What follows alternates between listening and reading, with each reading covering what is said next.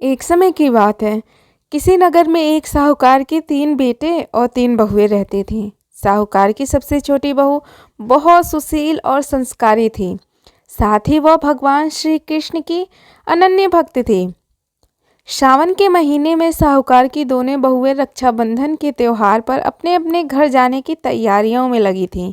सुबह जल्दी उठकर घर का सारा काम करने लगी तो छोटी बहू ने पूछा, क्या बात है दीदी, आज इतना जल्दी जल्दी काम क्यों कर रही हो? तो उनकी जेठानियाँ बोली, कल रक्षाबंधन का त्योहार है, हम दोनों को अपने भाई को राखी बांधने अपने अपने घर जाना है। तेरा तो कोई भाई नहीं है, तू क्या जाने रक्षाबंधन का महत्व, भाई बहन के रिश्ते का महत्व। छोटी बहू को ये बात बहुत बुरी लगी और वह भगवान श्री कृष्ण की प्रतिमा के पास खड़े होकर खूब रोई और बोली, यदि कोई मेरा भाई होता तो आज मैं भी अपने घर जाती।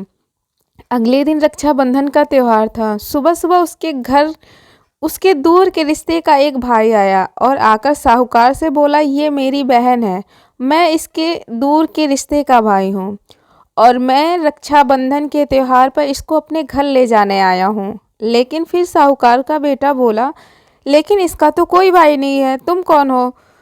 उसके समझाने पर साहूकार और उसका बेटा मान गया और छोटी बहू को उसके साथ भेजने के लिए तैयार हो गया।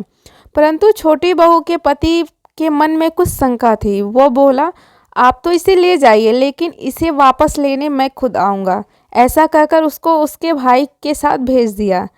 रास्ते में चलते चलते छोटी बहू ने अपने भाई से कहा, भैया तुम इतने सालों तक कहाँ थे और पहले मुझसे रक्षाबंधन पर कभी राखी बंधवाने नहीं आए? तो उसका भाई बोला, बहन मैं 7 समुंदर पार प्रदेश कमाने गया था। अब वह दोनों अपने घर पहुंचे तो घर में भाभी ने ननद का स्वागत किया और खूब आवभगत की। फिर उन्होंने रक्षाबंधन का त्योहार मनाया। ऐसे ही हंसी खुशी से समय बीत गया। एक दिन छोटी बहू के पति उसे लेने उसके घर आए। महल महल जैसा घर और ऐसो आराम देखकर वो चकित रह गए। भाई और भाभी ने उसका खूब आवभगत करी। अगले दिन सुबह सुबह भाई और भाभी ने उसे उसके घर के लिए रवाना कर दिया। विदा करते समय उसे खूब ढेर सारा सोना चांदी हीरे दिए। थोड़ी दूर जाने पर छोटी बहू का पति बोला, अरे मैं गलती से अपना कुर्ता वहीं भूल आया हूँ।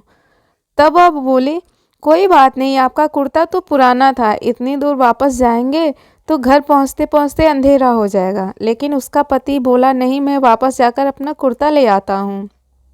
ऐसा कहकर वो दोनों अपने भाई के घर वापस गए। जैसे ही भाई के घर वापस पहुँचे तो उन्हें देखा कि भाई के महल जैसे घर की जगह पर पीपल का एक पेड़ है और उस पीपल के पेड़ पर छोटी बहू के पति का कुर्ता टंगा है।